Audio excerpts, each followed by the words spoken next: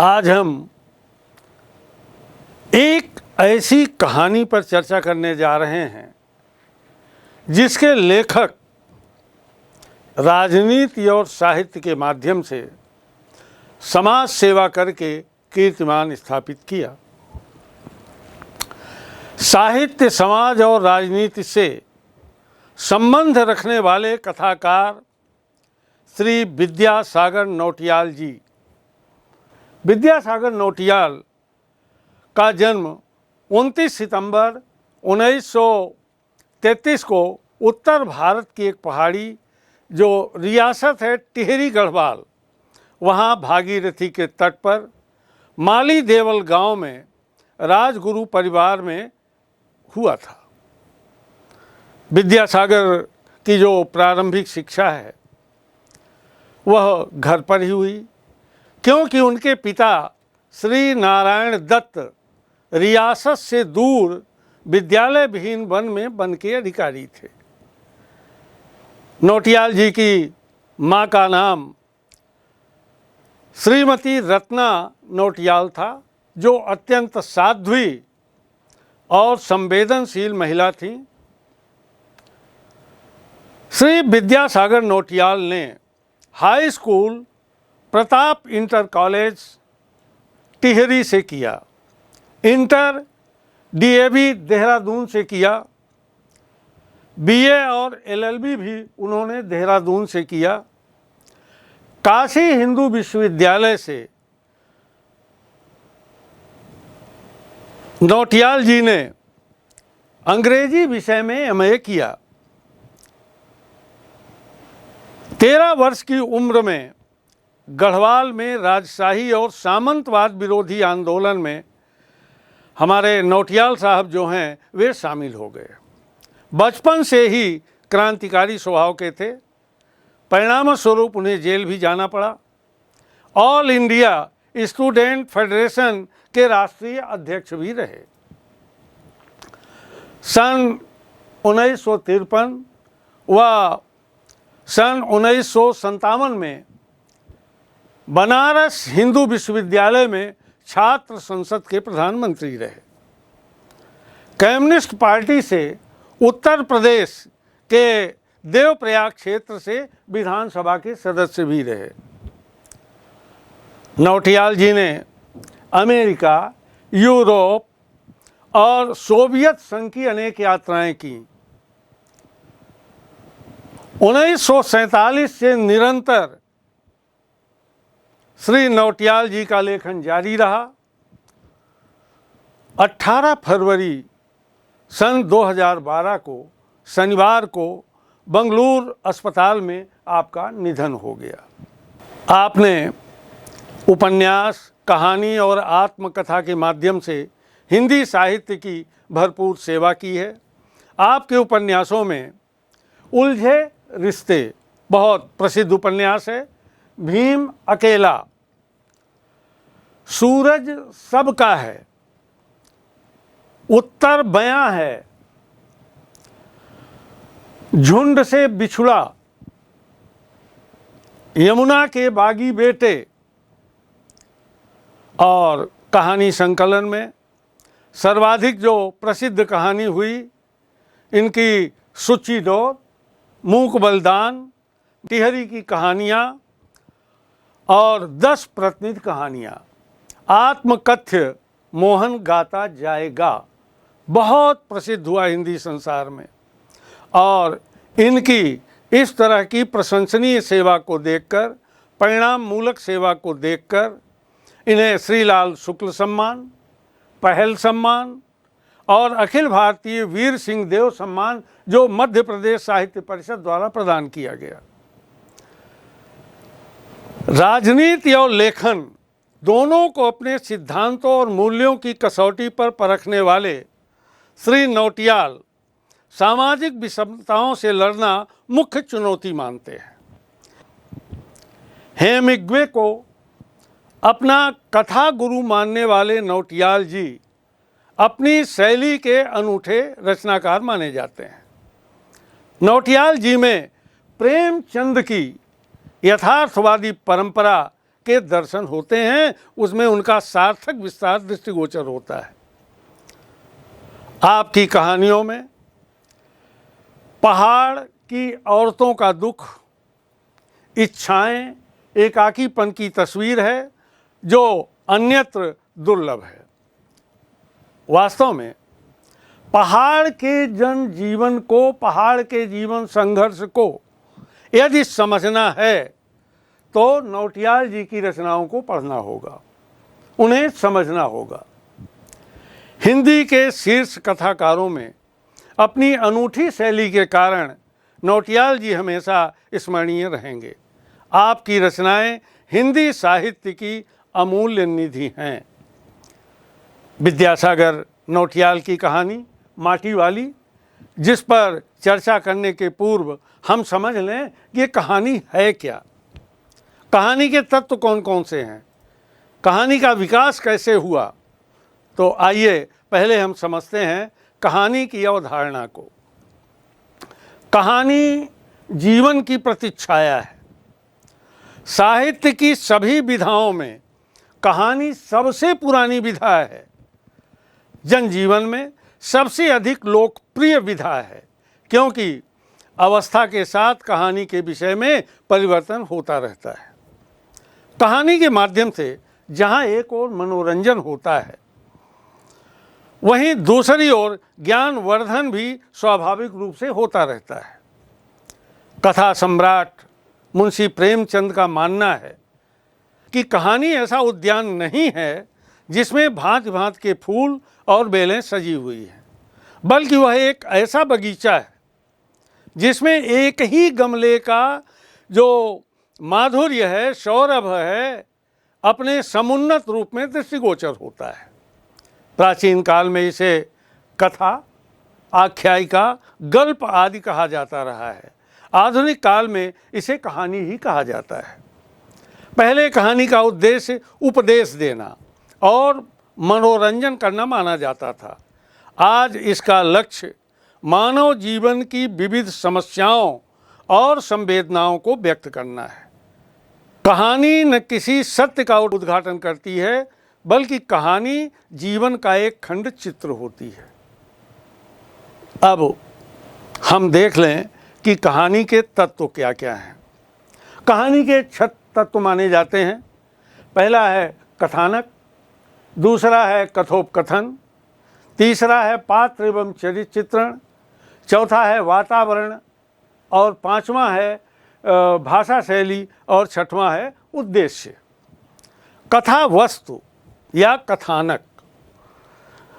कथा वस्तु कहानी का प्राण है। कथा वस्तु संक्षिप्त कहानीकार की मूल संवेदना के अनुरूप होनी चाहिए। कथा वस्तु ऐसी हो जिसके प्रति पाठक की उत्सुकता बनी रहे। कथा वस्तु स्वाभाविक होनी चाहिए। अब दूसरा है कथोपकथन, वार्तालाप। कथा वस्तु एवं चरित्र के विकास में सहायक होता है कथोपकथन। संक्षिप्त एवं प्रभावी होना चाहिए। कथोपकथन कहानी में नाटकीयता उत्पन्न करने में सहायक होते हैं। तीसरा है पात्र एवं चरित्र चित्रण। यह कहानी का महत्वपूर्ण अंग है। पात्र एवं उनका चरित्र कहानी को विस्तार देने में सहायक होते हैं और कहानी को उद्देश्य तक पहुंचाते हैं। कौन? पात्र एवं चरित्र चित्रण। चौथा है देश काल वातावरण। भाव प्रधान कहानियों में प्रकृति के सजीव एवं संवेदनशील वातावरण की अपेक्षा होती है, सृष्टि की जाती है। वातावरण पात्रों की मनोस्थिति के अनुकूल होना चाहिए। पांचवा तत्व है कहानी का भाषा शैली। भाषा कई प्रकार की हो सकती है, जैसे संस्कृत गर्भित है। भाषा सहज हो, सरल हो, आंचलिक हो, सामान्य बोलचाल की भाषा हो, लाक्षणिक प्रयोगों से युक्त हो, तब कथा का विस्तार और कथा जो है, कहानी जो है, प्रभावी बनती है। शैली, जहाँ तक शैली का प्रश्न है, शैली सरल और सुबोध होनी चाहिए, सरस होनी चाहिए, प्रभावपूर्ण होनी चाहिए। मुहावरों और लोकोक्तियों का प्रयोग शैली को सजीवता प्रदान करते हैं। उद्देश्य, साहित्य की कोई भी विधा हो, चाहे कहानी हो, चाहे नाटक हो, चाहे उपन्यास हो, कविता हो, रेखाचित्र हो, रिपोर्टाज हो, एक उद्देश्य को लेकर के लिखा जाता है। अगर उसमें संदेश नहीं है, उद्देश्य नहीं है, तो वह साहित्य निरर्थक माना जाता है। इसी प्रकार से कहानी को उद्देश्यपूर्ण होना चाहिए। कहानी किसी उद्देश्य विशेष को लेकर चलती है। जीवन के प्रति आस्था उत्पन्न करना कहानी का प्रमुख उद्देश्य होता है। नैतिक और मानव मूल्यों की प्रतिस्थापना कहानी का उद्देश्य होना चाहिए। अब हम थोड़ा प्रकार भी जान लें कि कहानी कितने प्रकार की होती है। तो कहानियाँ जो हैं कई तरह की होती हैं। जैसे घटना प्रधान कहानी, जिसमें घटनाओं का उल्लेख होता है। जैसे चरित्र प्रधान कहानी, किसी चरित्र के माध्यम से हम अपना संदेश देते हैं। भाव प्रधान, ऐतिहासिक और साहसिक कहानियाँ, इस तरह से अनेक प्रकार की कहानी के रूप होते हैं। अब विकास पर देखें। वास्तव में पुरातन काल से दंत कथाओं के रूप में ये जो कहानियाँ हैं प्रचलित रहीं। जो पढ़े लिखे लोग नहीं थे, वे लोक कथाओं के माध्यम से, दंत कथाओं के माध्यम से पुरातन से चली आ रही कहानियों को सुनाया करते थे। धीरे धीरे शिक्षा का विकास हुआ, लोग पढ़ने लिखने लगे। उस समय संस्कृत में अनेक कथाएं थीं, उनका हिंदी अनुवाद हुआ और बहुत सारा कथा साहित्य हम लोगों के सामने आया। लेकिन जो यथार्थ जिसे कहानी कहा जाता है, यद्यप कहते तो यही हैं कि आज की जो कहानी है ये पाश्चात्य की देन है।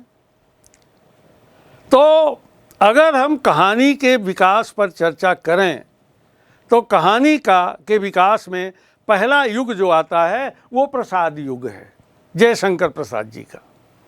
तो जयशंकर प्रसाद, विश्वंभरनाथ शर्मा कौशिक, चतुरसेन शास्त्री और पंडित चंद्रधर शर्मा गुलेरी आदि अनेक ऐसे कथाकार हुए जिनकी कहानियाँ अजर अमर बन गईं। जैसे पंडित चंद्रधर शर्मा गुलेरी की कहानी ले लें। उसने कहा था, पंडित चंद्रधर शर्मा गुलेरी ने अपने जीवन काल में मात्र 3 कहानियाँ लिखी। एक सुखमय जीवन, बुद्धू का कांटा और उसने कहा था कहानी विश्व प्रसिद्ध हो गई। इसके बाद आता है प्रेमचंद युग। प्रेमचंद को कथा सम्राट कहा जाता है। उन्होंने अनेक उपन्यास, अनेक 300 से अधिक कहानियाँ लिखकर कीर्तिमान स्थापित किया। तो प्रेमचंद के युग में उनके आसपास प्रेमचंद, सुदर्शन, पद्मलाल पुन्नालाल बख्शी, ये पद्मलाल पुन्नालाल बख्शी हमारे छत्तीसगढ़ के थे, राजनांदगांव के, वृंदावन लाल वर्मा, इलाचंद जोशी आदि अनेक कथाकारों ने हिंदी साहित्य की भरपूर सेवा की है अपनी कहानियों के माध्यम से। इसके बाद आता है प्रेमचंद्रोत्तर युग। प्रेमचंद के बाद जैसे यशपाल जी हुए, राहुल सांकृत्यायन, रांगेय राघव और अमृतलाल नागर, उपेन्द्र नाथ अश्क आदि जैसे रचनाकारों ने प्रेमचंद के बाद इतना उत्कृष्ट कथा साहित्य दिया जो हिंदी साहित्य में अजर और अमर हो गया, जिसे कालजयी साहित्य कहा जाता है। इसके बाद आता है नई कहानी, समकालीन कहानी। तो उसे नई कहानी भी कहते हैं, समकालीन कहानी भी कहते हैं। तो इसमें रचनाकारों में जैसे डॉक्टर धर्मवीर भारती, ये उपन्यासकार भी थे, कमलेश्वर जो सारिका के संपादक थे, मोहन राकेश जो नाटककार भी थे और कथाकार भी थे। आषाढ़ का एक दिन नाटक इनका विश्व प्रसिद्ध है। और विद्यासागर नौटियाल शशि प्रभा शास्त्री, पानू खोलिया, ममता कालिया और उषा प्रियंवदा, कृष्णा सोवती, राजेश जोशी, मन्नू भंडारी आदि ने नई कहानी के माध्यम से, समकालीन कहानी के माध्यम से साहित्य की अभूतपूर्व सेवा की है। हिंदी की प्रथम कहानी टोकरी भर मिट्टी जो छत्तीसगढ़ में लिखी गई, यह हिंदी की प्रथम कहानी मानी जाती है, जिसे लिखा था माधवराव सप्रे जी ने। कुछ लेखक, कुछ रचनाकार और कुछ विद्वान समालोचक किशोरीलाल गोस्वामी जी की कहानी जो इंदुमती है उसको हिंदी की पहली कहानी मानते हैं। अब आइए चर्चा करते हैं विद्याशंकर नौटियाल की कहानी माटी वाला पर। इस कहानी में विस्थापन की समस्या से उपजी पीड़ा को प्रभावशाली ढंग से बताया गया है। कहानी का कथानक देखें। सारांश: टिहरी में भागीरथी नदी के तट पर बहुत बड़ा बांध बना है, जिसमें पूरा टिहरी शहर जो है और उसके आसपास के अनेक गांव डूब गए हैं। पहले जो लोग अपने घरों और व्यापारों से जुड़े थे, उनके सामने अचानक विस्थापित होने का संकट उपस्थित हो गया। माटी वाली कहानी इसी विस्थापन की समस्या से जुड़ी हुई है। इस कहानी में प्रमुख पात्र हैं बूढ़ी माटी वाली और मकान मलकिन, और गौड़ पात्र हैं माटी वाली के का बूढ़ा पति, कुछ अधिकारी कर्मचारी। बूढ़ी माटी वाली पूरे टिहरी शहर में घर घर लाल मिट्टी बांटा करती थी। उसी से उसका जीवन चलता है। घरों में लिपाई पुताई में लाल मिट्टी काम आती है। एक पुराने कपड़े की गोल गद्दी सिर पर रखकर उस पर मिट्टी का कनस्तर रखे हुए वह घर घर जाकर मिट्टी बेचती है। उसे सारे शहर के लोग माटी वाली के नाम से जानते हैं।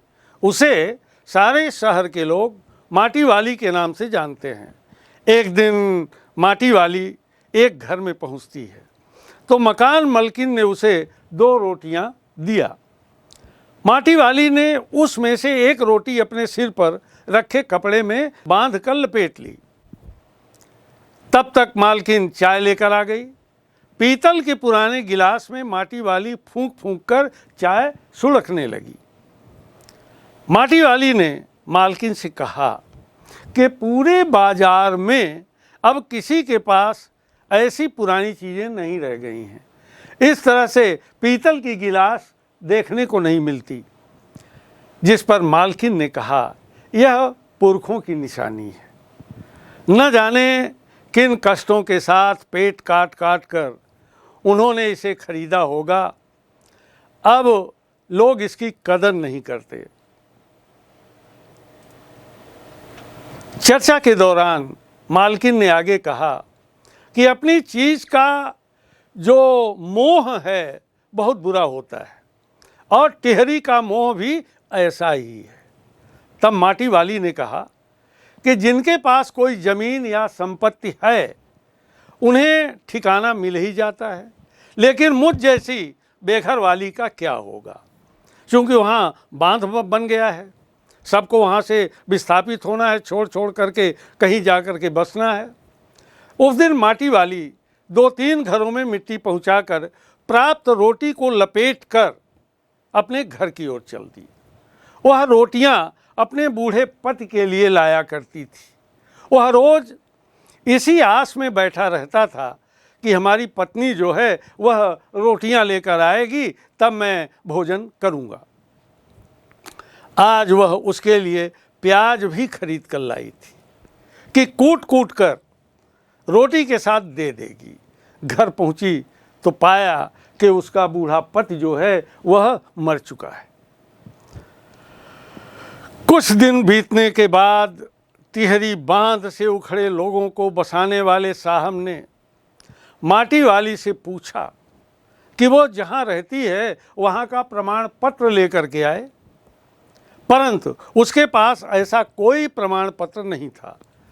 वह तो सारी जिंदगी माटा खाने से जुड़ी रही। माटा खान से माटी खोदकर लाल मिट्टी बेचती रही और माटा खान का भी उसके पास कोई कागज़ नहीं था। ऐसे में उसे सरकारी मदद नहीं मिली। टिहरी बांध भरने लगा। लोग अफरा तफरी में घर छोड़कर भागने लगे। निचले भाग में बने शमशान पहले ही डूबने लगे। माटी वाली मानसिक आघात से विक्षिप्त सी हो चली थी। अपनी झोपड़ी के बाहर वह कह रही थी, गरीब आदमी का शमशान नहीं उजाड़ना चाहिए, किसी गरीब आदमी का शमशान नहीं उजाड़ना चाहिए।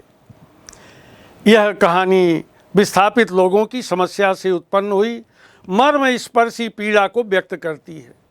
अपनी जीविका चलाने के लिए वृद्धा घर घर माटी पहुंचाने का काम करती है, जो एक गरीब की संवेदनशीलता को दर्शाती है।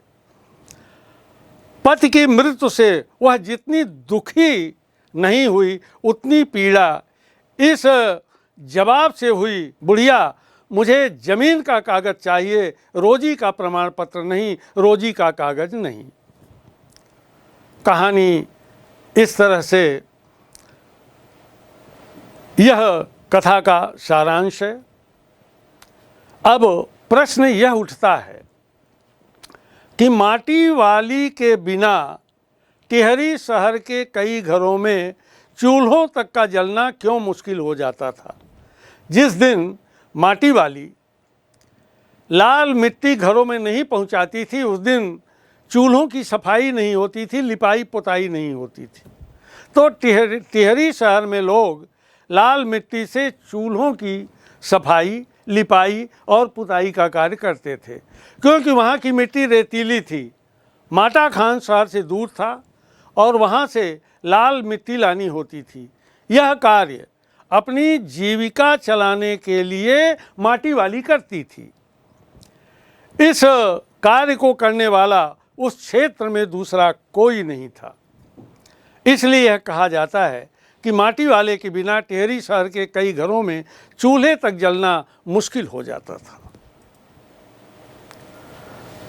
माटी वाली, अब देखिए एक प्रश्न और उठता है। माटी वाली एक रोटी छिपा लेती है और छिपा करके रोज वो घर लाती है, उसकी किस मन स्थिति का संकेत है ये? तो माटी वाली का एक रोटी छिपा देना उसकी गरीबी, मजदूरी और व्यवस्था को प्रकट करता है। घर की मालकिन ने पीतल के गिलासों तक अभी तक संभाल कर रखा था। अभी चर्चा के दौरान मैंने आपसे बताया कि पीतल की जो गिलास है वह उसके पुरखों की निशानी है, जो मकान मालकिन है। तो घर की मकान मालकिन ने पीतल के गिलासों को पूर्वजों की विरासत मानकर संभाल कर रखा था। वे उसे पुरखों की गाढ़ी कमाई से पेट काट कर बनाया हुआ मानती हैं, जिसमें पुरखों की मेहनत और यादें समाई हुई हैं। इसीलिए उन्हें पूर्वजों की विरासत से विशेष लगाव था। इस प्रकार विद्यासागर नौटियाल ने कहानी माटी वाली में विस्थापन की समस्या से उपजी पीड़ा व प्रताड़ना को प्रभावशाली ढंग से प्रस्तुत किया है। वह वृद्धा जो है गरीबी में संघर्ष करते हुए अपनी संवेदनशीलता का परिचय पूरी कहानी में देती है। साथ ही गृहस्थी के बोध और बोझ को भी समझती है। यह उसका चरित्रांकन भी है। पति की मृत्यु उस संघर्षशील वृद्ध महिला को उतना नहीं तोड़ती जितना यह जवाब कि बुढ़िया मुझे ज़मीन का कागज़ चाहिए, रोजी का नहीं, और बांध बनने के बाद मैं खाऊंगी क्या साहब, और बांध बनने के बाद मैं खाऊंगी क्या साहब। यह जो वाक्य है बहुत ही संवेदनशील है, जो पाठक को हिलाकर रख देता है। पूरी कहानी में यह मार्मिकता अपने चरम रूप से दिखाई देती है, जो संवेदनशील मन को कचोटने वाली है, जब वह कर्मशील वृद्ध महिला कहती है कि गरीब आदमी का शमशान नहीं उजाड़ना चाहिए साहब, तो आदमी सुन करके, कहानी में उसे पढ़कर वह हिल जाता है, करुणा से भर जाता है। बच्चों, आपके पाठ के अंत में कुछ व्याकरण है जिसमें उपसर्ग और प्रत्यय की जानकारी दी गई है, खासकर प्रत्यय की जानकारी दी गई है, तो निश्चित रूप से आपने उपसर्ग पढ़ा होगा, और अगर आपने उपसर्ग पढ़ा है तो उसी से जुड़ा हुआ प्रत्यय है, आपको इसकी जानकारी होगी। फिर भी हम पुनरावृत्ति कर रहे हैं इसकी कि उपसर्ग और प्रत्यय क्या है। उपसर्ग उस शब्दांश या अव्यय को कहते हैं जो किसी शब्द के पहले आकर उसका विशेष अर्थ प्रकट करता है। यह दो शब्दों के योग से बना है। उप अर्थात समीप, और सर्ग का अर्थ है सृष्टि करना, बनाना, निर्माण करना। अर्थात उपसर्ग का अर्थ है पास में बैठकर दूसरे नया अर्थ वाला शब्द बनाना। जैसे एक शब्द है हार। हार माने हार जाना, और हार का अर्थ होता है जो गले में पहना जाता है। लेकिन इसके पहले अगर आपने प्र लगा दिया तो हो जाता है प्रहार, जिसका अर्थ होता है मारना। तो हार में जो प्र उपसर्ग है ये विशेष अर्थ को ध्वनित करता है, विशेष अर्थ को प्रकट करता है। संस्कृत में उपसर्ग जो है 19 हैं, और हिंदी में 10 हैं, और उर्दू में 12 उपसर्ग हैं। इसी प्रकार से प्रत्यय क्या है? वास्तव में शब्दों के बाद जो अक्षर या अक्षर समूह लगाया जाता है उसे प्रत्यय कहते हैं। ये अंत में लगता है। उपसर्ग पहले लगता है प्रारंभ में, और प्रत्यय अंत में लगता है और विशेष अर्थ प्रकट करता है। प्रति का अर्थ है साथ, परंतु बाद में है अय, जिसका अर्थ है चलने वाला। प्रत्यय एक अधिकारी शब्दांश है जो शब्दों के बाद जोड़े जाते हैं। जैसे आपकी पुस्तक में ई, इन, आइन ये प्रत्यय दिए हुए हैं। अब इनसे आपको शब्द बनाना है, तो उनसे बनने वाले शब्द होंगे जैसे ई से ई जो प्रत्यय बनेगा, जैसे लड़की, धमकी, हंसी। और इन प्रत्यय माने शब्द के अंत में लगा तो उसका अर्थ बदल जाता है। जैसे मालकिन, इन, लुहारिन, इसमें भी इन है, पुजारिन, इसमें भी इन लगा हुआ है, आदि। ऐसे अनेक शब्द आप बना सकते हैं। फिर है आइन। आइन में जैसे है पंडिताइन, ठकुराइन, पंडाइन। तो इस तरह से अनेक शब्द आप प्रत्यय के बना सकते हैं। तो हमारे ख्याल से उपसर्ग और प्रत्यय आपकी समझ में पूरी तरह से आ गए हैं।